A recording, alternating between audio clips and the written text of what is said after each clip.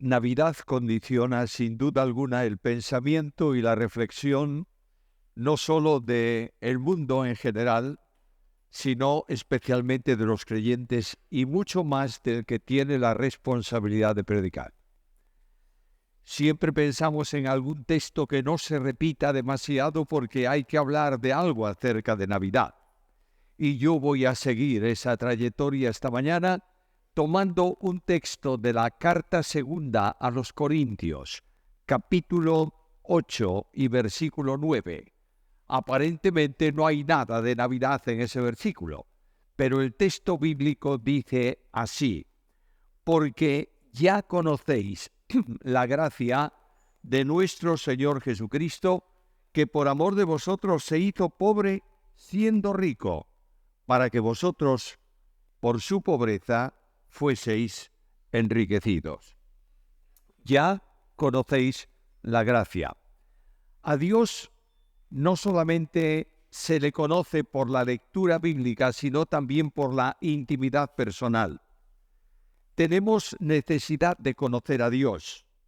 El Señor Jesús dijo que la salvación consiste, entre otras cosas, en que te conozcan a ti, el único Dios verdadero, y a Jesucristo, a quien tú has enviado. Este conocimiento de Dios en la intimidad transforma la vida, cambia la perspectiva, establece una nueva dimensión, produce un aliento renovado y orienta nuestros pasos en el camino perfecto que es el camino de Dios. Dios plantó su camino en la tierra, que es Jesucristo, y esta es la razón esencial que la Navidad proyecta hasta el día de hoy y se extenderá también para siempre. Hay tres cosas en el texto que quiero mencionaros. Primeramente, el concepto central del texto: ya conocéis la gracia. En segundo lugar está la manifestación. La manifestación de esa gracia es que el Señor Jesucristo, Dios en él, se hizo pobre siendo rico. Y en tercer lugar está la bendición que la gracia produce en cada uno de los creyentes y en cada una de las personas. Y dice al final del texto: para que vosotros, con su pobreza, fueseis enriquecidos. Los tres temas son enormemente amplios. Yo voy a procurar sintetizarlos y ajustar al tiempo que tengo por delante. En primer lugar, la gracia. La gracia es el tema central de la Biblia porque es la razón de la salvación. Indudablemente, algunos me dirán: el tema central es Cristo. Está bien, es Cristo, pero la gracia viene manifestada por Cristo. De manera que cuando abro el Evangelio según Juan, en el versículo primero, Juan tiene interés en que sepamos quién es Cristo. Y dice: en el principio era el verbo era con Dios y el verbo era Dios. Y luego sigue elaborando esa realidad esencial de Dios en la creación. Dios es el creador, por tanto no ha sido hecho nada que no lo haya sido por medio de Cristo y en Cristo. Y si quieres un poco más, y también para Cristo.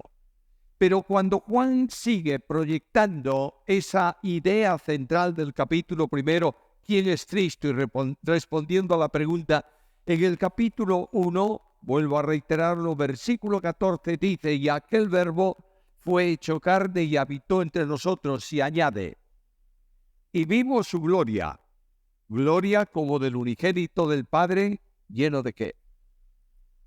De gracia y de fidelidad, de gracia y de verdad. Y Juan abre ahí el gran campo de la gracia en su evangelio, vinculándolo con Cristo. La gracia es la expresión del amor de Dios, es una de las manifestaciones del amor de Dios. Se ha dicho muchas veces que la gracia es el amor que obliga a Dios a descender al encuentro del hombre.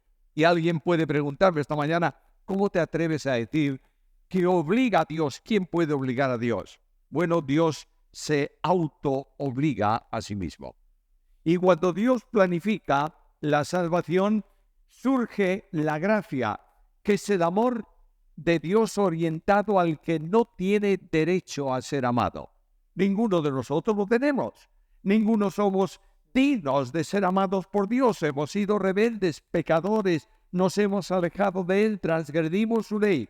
Y de esta manera entendemos el amor infinito de Dios. Y lo puedo decir en las palabras de Pablo: el Señor me amó a mí. Es asombroso, es sorprendente. Para mí no cabe en mi mente finita que el Dios de la gloria me haya amado personalmente. Ahora, ¿cuándo surge la gracia? ¿Cuándo nace la gracia? ¿Cuándo se manifiesta la gracia? Si la gracia es amor orientado al exterior, tiene que manifestarse en la primera gran, valga la redundancia, manifestación de Dios fuera de sí mismo. Dios existe eternamente en sí mismo, pero un día el Dios, y digo un día, hablando de eternidad, en un momento Dios dice: quiero salir de mí y manifestarme al exterior. Y lo primero que Dios hace en esa manifestación es planificar la redención. La redención no nace, no se produce, no se genera cuando el hombre peca. La redención no se genera porque el hombre iba a pecar. La redención se genera soberanamente de parte de Dios. Dios en soberanía, cuando asoma al exterior, lo primero que decide es salvar a los pecadores. Y ocurrió en la eternidad, porque el mismo apóstol Pablo dice: ¿quién nos salvó y llamó con llamamiento santo, no conforme a nuestras obras, sino según su propósito y la gracia que nos fue dada en Cristo Jesús? ¿Cuándo? Antes de los tiempos de los siglos. Ese hebraísmo significa antes de nada. Antes de que Dios dijese sea la luz, Dios determinó salvar al pecador. La primera manifestación de la gracia es la salvación. Y la gracia fluye para salvación en medida divina. Y esa medida es infinita. Todo cuanto surge de Dios y es de Dios es infinito. ¿El amor de Dios es infinito? Sí. Luego las manifestaciones de ese amor son infinitas, por supuesto. Y si la gracia está orientada para salvar al pecador y es infinita, ¿dónde, permitidme la expresión en forma humana, dónde colocamos una gracia infinita? Necesariamente tiene que ser puesta en un recipiente infinito. Y este recipiente infinito, según la Biblia, es el Hijo de Dios. De modo que el Hijo de Dios contiene, recoge, recibe y él mismo expresa la gracia. Por eso Juan dice que cuando Cristo irrumpe en la historia de los hombres, con él vino la gracia. La gracia viene en manifestación infinita para poder salvar. Ahora, ¿cuál es la realidad bíblica de la manifestación de la gracia? ¿Cuál es la razón divina para que la gracia se manifieste? Escúchalo en palabras de Juan. Quiero hacer un brevísimo paréntesis. Juan es el cristólogo más importante de todo el Nuevo Testamento. El que elabora una cristología más profunda y más densa. Tuvo tiempo para reflexionarlo. El Espíritu tal vez en Patmos le ha revelado mucho de esto, pero no importa cuándo y cómo. Lo evidente es que la cristología está vinculada a Juan, y en Juan capítulo 3, versículo 16, leo estas palabras. Porque de tal manera amó Dios al mundo, que ha dado a su Hijo unigénito, para que todo aquel que en él crea no se pierda, mas tenga vida eterna. ¿Entiendes la gracia? Dios quiere salvar al pecador. Dios ama al mundo. ¿A cuántos del mundo? A todos los del mundo. Dios carga sobre su Hijo, cargará sobre su Hijo en la cruz el pecado del mundo. Permíteme otro texto más. Dejo de hablar yo. ¿Por qué decir yo cosas si la Biblia las dice mejor? Porque hay un solo Dios y asimismo un solo mediador entre Dios y los hombres, Jesucristo, hombre, el cual se dio a sí mismo. ¿Cómo? En rescate por todos. Primera carta a Timoteo, capítulo 2, versículos 5 y 6. Lo que Dios hace en cuanto a salvación, ¿sabes por qué lo hace? La Biblia lo dice también. Pablo lo escribe en 1 Timoteo 2:4. Porque Dios quiere que todos los hombres sean salvos. Escucha el texto, por favor. Dios quiere, ¿cuántos sean salvos? Que todos los hombres sean salvos y vengan al conocimiento de la verdad. Que nadie te engañe, por favor. Que nadie te hable de una preterición, palabra rara y técnica. Que nadie te hable de que Dios determinó condenar a algunos de los hombres al infierno sin darle ninguna oportunidad de salvación. Y escogió a unos pocos, no sé cuántos, para la gloria del cielo. No es bíblico, no es verdad. Dios quiere que todos los hombres se salven, ¿me entienden? Antes de todo, nos amó. Y vengo a recordar de nuevo el versículo del apóstol Pablo, quien después de hablar de la identificación personal con Cristo, afirma: el cual me amó y se entregó a sí mismo por mí. Lo ha hecho individualmente por ti. Cuando tú veas estos días del recuerdo del amor de Dios manifestado en el niño del pesebre, no te pierdas en el pesebre, adora al que duerme sobre las pajas. Y cuando tú veas en la Navidad toda la proyección que a veces pasa un tanto religiosa en nuestro entorno, recuerda, por favor, que Dios te amó y manifestó su gracia, permitiendo que el unigénito del Padre sea hecho hombre y descanse como un niño en un pesebre, porque se hace hombre para salvar a los hombres. En segundo lugar está la manifestación de la gracia. Ya hemos visto un poco qué es la gracia y para qué es. Notemos algo de la manifestación de la gracia. El texto manifiesta la gracia en salvación, porque ya conocéis la gracia de nuestro Señor Jesucristo, que por amor de vosotros se hizo pobre siendo rico para que vosotros con su pobreza fueseis enriquecidos. La gracia irrumpe en la historia de los hombres, en la persona del Hijo. Y Juan afirma con toda la precisión y dice: la gracia y la verdad vinieron por medio de Jesucristo. Esa preposición por que exige la traducción en medio es una preposición que permite entender esto de esta manera. La gracia y la verdad vinieron en Jesucristo. Es verdad que es el mediador, por tanto la gracia viene por medio de Cristo, pero Cristo en sí mismo es la expresión de la gracia de Dios. Nota lo que dice el versículo: el cual se hizo pobre, siendo rico. Y aquí cuando el apóstol expresa esta verdad fundamental, está diciendo que Dios abrió la puerta de la gracia a través del nacimiento de un niño que duerme en un pesebre de un mesón de Belén. Esa es la gran manifestación visible de la gracia de Dios. La puerta abierta de la gracia comienza por el nacimiento de un niño que muchos tal vez esperaban, pero nadie aceptaba como el Mesías enviado de Dios. Mira un momento. Ayer se recordó en el programa especial de Navidad. Los ángeles proclaman. Generalmente se dice que los ángeles cantaron. Bueno, si quieres que los ángeles canten, que canten. Yo no tengo ningún problema, pero no hay un solo versículo en toda la Biblia que diga que los ángeles cantan. Lo que encuentro es una proclamación angélica y los ángeles cantando o sin cantar. Me da lo mismo, exactamente igual. Yo no discuto por una cuestión de ese calibre.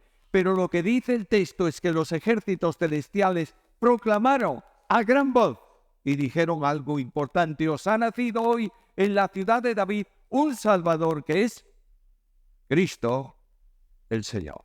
Dios envía al Salvador a nacer en el lugar más pequeño de la tierra, de menor importancia, despreciado, desechado, varón de dolores, dice el profeta, experimentado en quebranto.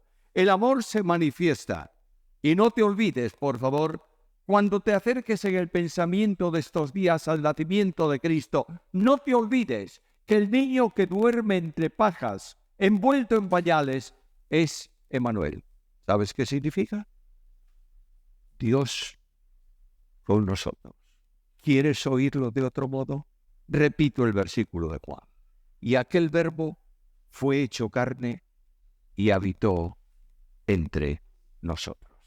Lo voy a decir con palabras sencillas para que nadie ignore esta verdad. Dios se hace hombre. Y desde aquel momento, desde aquel instante, se puede escribir en tiempo de hombres la historia de Dios. Dios viene al mundo de los hombres hecho hombre. ¿Sabes para qué? Para que no te equivoques en palabras que no entiendes. Dios dialoga con el hombre en garganta de hombre. Para que no te extrañe en tu miseria que tengas un brazo de gracia que te abraza en tus caídas, porque Dios se reviste de humanidad para abrazar a los hombres con abrazo de Dios, pero con brazos de hombres. No estás solo nunca en tu camino porque hay alguien que se hizo hombre para caminar la senda de tu miseria y alcanzarte en su gracia por su muerte en la cruz del Calvario. ¿Lo entiendes? La gracia de Dios. La gracia de Dios opera la salvación.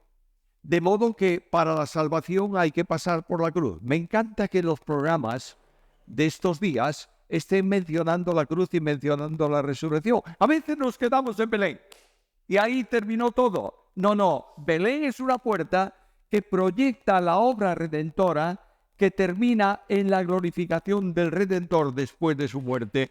La andadura de la gracia obliga a Cristo a pasar por la angustia de Getsemaní, donde la angustia se hace lágrimas y donde la oración se convierte en clamor. Ahí tienes la gracia. El camino de la gracia enciende la antorcha suprema que brilla en la cruz. Es la cruz la que revela la obra admirable de la gracia. Permíteme, pensaba en esto ayer especialmente y venía a mi mente una idea muy curiosa. En el Cantar de los Cantares se dice que su bandera sobre mí fue amor. No voy a alegorizar el texto del Cantar, simplemente lo cito. Y de pronto yo veo la cruz del Calvario. En la cruz Dios levanta y extiende para que ondee sobre toda la historia de la humanidad la bandera del amor y la manifestación de la gracia. El que muere está fuera del mundo de los hombres. El que muere está lejos del Padre por la gracia. Y en ese momento fulgurante brilla toda la dimensión del amor de Dios. Y esta mañana, lleno de emoción y gratitud, permíteme que lo diga con fuerza de nuevo. Yo digo, el Señor me amó a mí. ¿Has subido a la cruz últimamente y has oído esa palabra? No permitas que el amor de Dios se diluya entre el mundo entero. El Dios amó al mundo como yo soy del mundo, me amó a mí. No permitas eso. Tómalo individualmente. El Señor vino del cielo para que tú esta mañana puedas decir, el Señor me amó a mí y se entregó por mí. ¿Has visto la gracia en el desamparo del Padre? Hay un verso antiguo que dice, Dios mismo te desamparó para ampararme a mí. Por tu dolor, Jesús, Señor, no hay ira para mí. Y yo me detengo un instante, asombrado frente a la gracia, y digo, Señor, ¿y para qué tanta gracia? Y la Biblia me responde, cuando el pecado abundó, sobreabundó la gracia. Y la gracia no se extingue en la cruz. Aquel que es crucificado, que muere, que da su vida voluntariamente por cada uno de nosotros. El buen pastor vino para dar su vida por las ovejas. Y camino de la cruz, mientras los discípulos temblaban, Él afirmó su rostro como un pedernal, es decir, tomó la decisión absoluta de ejecutar lo que había determinado ya y asumido en el tiempo del plan de redención antes de la eternidad. Cristo viene para morir por nosotros. E indudablemente esa gracia permite que el Redentor de los hombres muera ocupando nuestro lugar. Pero hay algo más. Ya está en el sepulcro, pero resucita al tercer día. Lo cantábamos esta mañana. Al tercer día resucitó. ¿Para qué? Para que la gracia se proyecte en una dimensión eterna de salvación. Y aquel que muere y resucita es ascendido a la diestra de la majestad de las alturas. ¿Para qué? Para interceder por nosotros. La gracia de Dios extiende las manos del crucificado delante del trono de su justicia. Y podemos decir con la autoridad de la palabra y la seguridad del alma: ya no hay ninguna condenación. ¿Para quién? Para los que están en Cristo Jesús. Avanzo a un punto más. ¿Cuál es la bendición? Hemos visto, primeramente, la realidad de la gracia. Hemos visto la manifestación de la gracia. Quiero terminar con la bendición de la gracia. La primera gran bendición que surge de la gracia cuando salva al pecador es que transforma a ese hombre en una condición, dándole una condición nueva. Juan 1:12 dice así: a todos los que le recibieron, a los que creen en su nombre, le dio autoridad, facultad, poder, tómalo como quieras, de ser hechos hijos de Dios. A veces se oye por ahí: todos somos hijos de Dios. Somos hijos de Dios. Si quieres aplicar ese término en el sentido de creación, está bien. Dios es el creador de todo. Solo son hijos de Dios los que han creído en Cristo, los que tienen a Cristo en su vida, aquellos que Dios ha convertido en su templo espiritual, en quien reside la Santísima Trinidad, que permite una vida de victoria. Y estos hijos de Dios, que pueden llamar papá al Padre del cielo, son también sacerdotes. La condición espiritual que la gracia produce en el hombre es impresionante. Hijos de Dios, miro al cielo esta mañana, sentado en la gloria, magnificado por los ángeles, proclamado por los serafines, está mi Padre personal. Y Cristo dijo: subo a mi Padre, que es también vuestro Padre. Nota esto. Hay una diferencia que tenemos que mantener.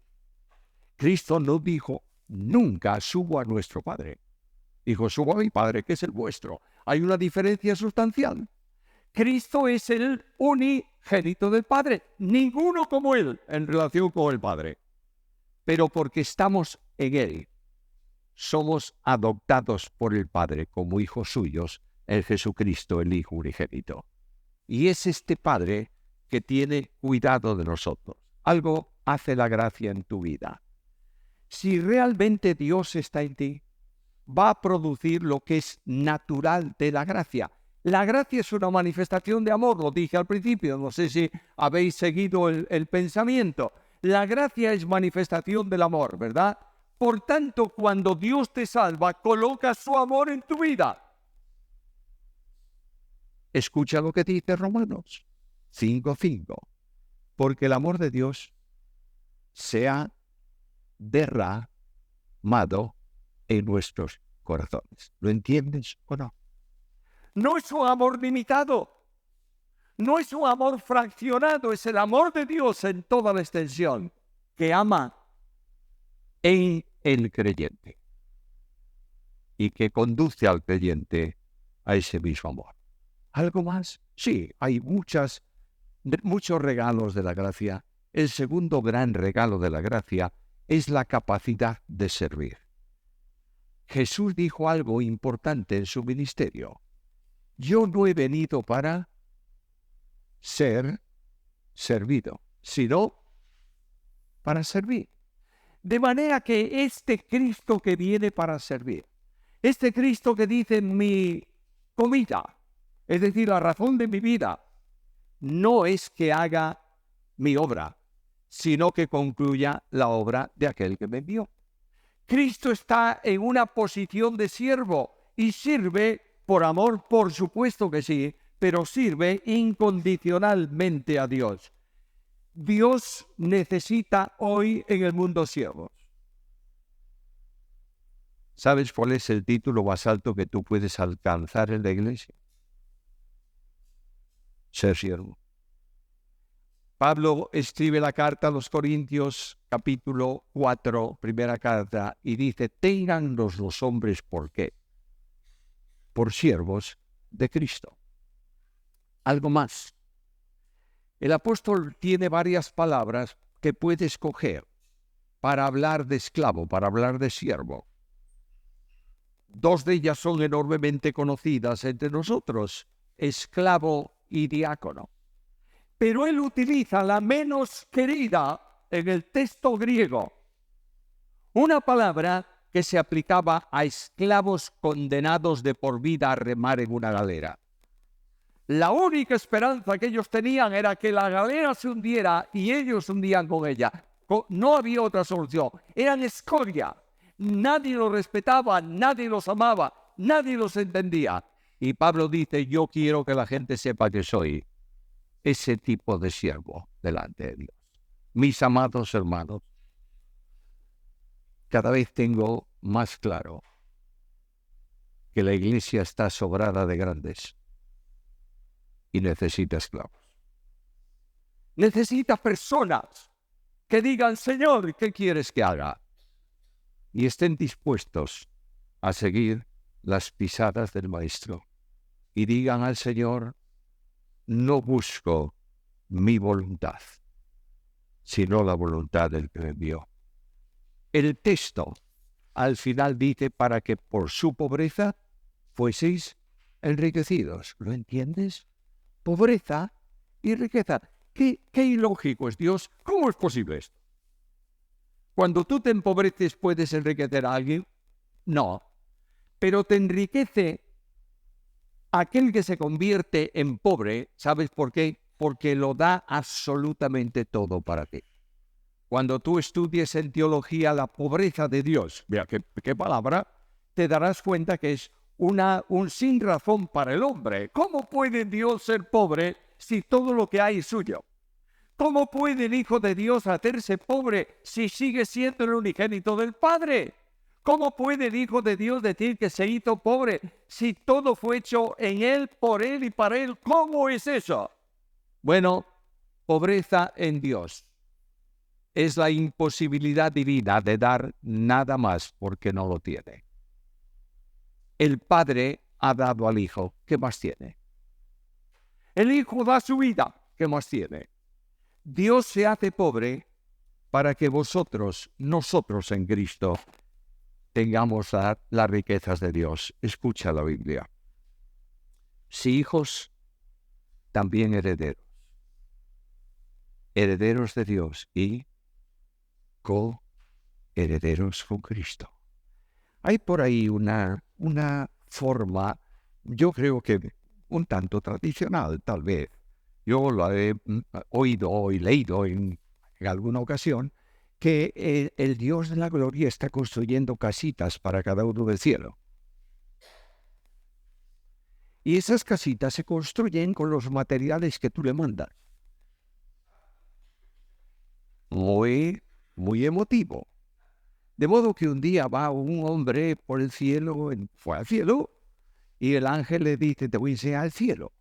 Y comienza a enseñarle el cielo. Y ve de pronto una casa impresionante. Y dice, ¿y esta casa? Esta casa es de una viejita de tu iglesia que se sentaba ahí en el banco tal. Buah, entonces, ¿cómo será la mía? Y el ángel le dice, es alegoría, es parábola, no creáis esto. Es una ilustración. Y el ángel le dijo, la tuya es aquella. Pero si es pequeñita. Dice, bueno, es la construcción que hicimos con los materiales que tú mandaste. No es verdad eso. Dios no hace acepción de personas, ¿está claro? Y quien construye la ciudad para nosotros es Cristo. Pero escucha lo que dice la Biblia. Es verdad que tenemos todo. Escucha otro texto. Así que ninguno se gloríe. ¿En quién? En los hombres. Deja de seguir a los hombres. Ninguno se gloríe en los hombres porque todo es vuestro.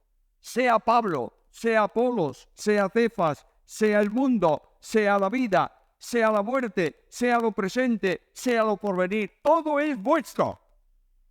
Y vosotros de Cristo. Y Cristo de Dios.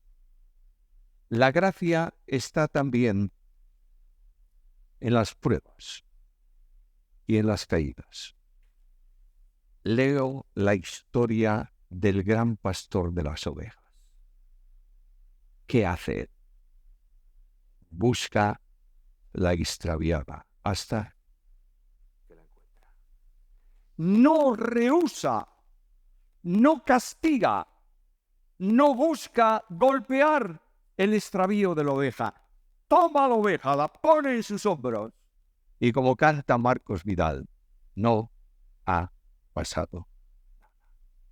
Necesitamos sentir el abrazo de la gracia en los brazos del buen pastor. Y necesitamos sentirlo en las preguntas sin respuestas. ¿Tienes alguna? Está pasando el año, prácticamente queda nada para terminarlo. ¿Tienes respuesta a todas las preguntas que te hiciste al principio del año? ¿Y has preguntado alguna vez al Señor por qué y qué te ha dicho? ¿Quieres que te diga lo que me ha dicho a mí las muchas veces que le pregunté este año por qué? No me dijo nada. Guardó silencio. Y voy a la Biblia y me dice, ¿sabes por qué no te contesto? Porque mis pensamientos no son como tus pensamientos, ni mis caminos como los tuyos. Como son más altos los cielos que la tierra, así mis caminos más que vuestros caminos, y mis pensamientos más que vuestro pensamiento. Descansa, porque Dios tiene cuidado de ti. Y la gracia abre una ventana para que respires el aire del cielo.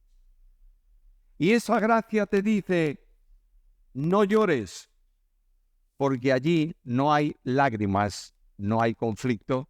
La gracia te dice, no lamentes la separación, porque la muerte no separa a nadie en la presencia de Dios.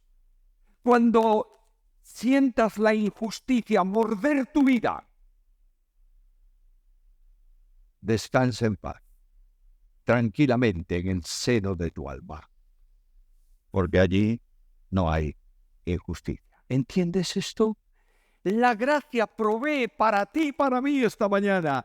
Y la gracia provee también restauración. ¿Quién no necesita ser restaurado? Yo el primero. Y esta gracia pone delante de mí el cariño del pastor de las ovejas. Puede ser que todos me olviden. A veces pienso en esta experiencia que algún día será en mi vida. Pasó. Siempre cerca está el Señor. Jesús nunca acusa. Jesús restaura siempre. Esta es la gracia. Permite que esta Navidad la gracia llene tu vida. Permite que esta Navidad la gracia de Dios sature cada instante de tu existencia. Y ven al Señor con tus cargas y no trates de sostenerlas más. Entrégaselas a Él y descansa confiadamente en la gracia de Dios. Hace unos cuantos años, bastantes años, yo ya tengo muchos, pero hace muchos años me invitaron para tener el funeral de una hermana, es una ciudad, un pueblo de la costa de Galicia, y fui al entierro. Cuando yo estoy allí preparándome para predicar, un hermano anciano de la iglesia me dijo, mira, encontré esto en la Biblia de la hermana que íbamos a enterrar. La historia de ella es muy emotiva. Esta hermana tenía marido y un hijo. En un temporal el barco se hundió y murieron los dos. Y dice, nunca la vi quejarse. Lágrimas muchas veces, pero no hubo quejas. Y de pronto me dijo, esto, me dio un papel, estaba en la Biblia de ella. En la parte alta del papel, este texto. He aquí Dios es el que me ayuda. El Señor está con los que sostienen mi vida, Salmo 54:4. Y luego, allí abajo, 3 estrofas de un himno. Su gracia es mayor si las cargas aumentan. Su fuerza es mayor si la prueba es cruel. Si es grande la lucha, mayor es su gracia. Si enormes las penas, mayor es su paz. Su amor no termina. Su gracia no acaba. Un límite no hay al poder del Señor, pues de sus inmensas riquezas en gloria abunda su gracia, abunda su amor. Si nuestros recursos ya se han agotado, si las fuerzas faltan para continuar, si estamos a punto de desesperarnos, el tiempo ha llegado en que Dios va a obrar. Yo pido al Dios de la gracia que esta mañana esta reflexión simple, sencilla, de un versículo tan conocido, sea en manos del Espíritu, grabado a fuego en tu alma, y prosigas el camino sabiendo que a tu lado está el Rey de Reyes y el Señor de Señores. Oremos. Padre querido, gracias por tu gracia. Haznos sentir tu amor esta mañana y danos descanso, la paz que necesitamos, el consuelo que nuestros corazones cansados muchas veces necesitan, la mano para superar la cuesta, la gracia para sostener nuestros pies, y que podamos decirte en esta mañana, Señor, te amamos, porque tú nos amaste primero. A ti la gloria por Cristo Jesús. Amén.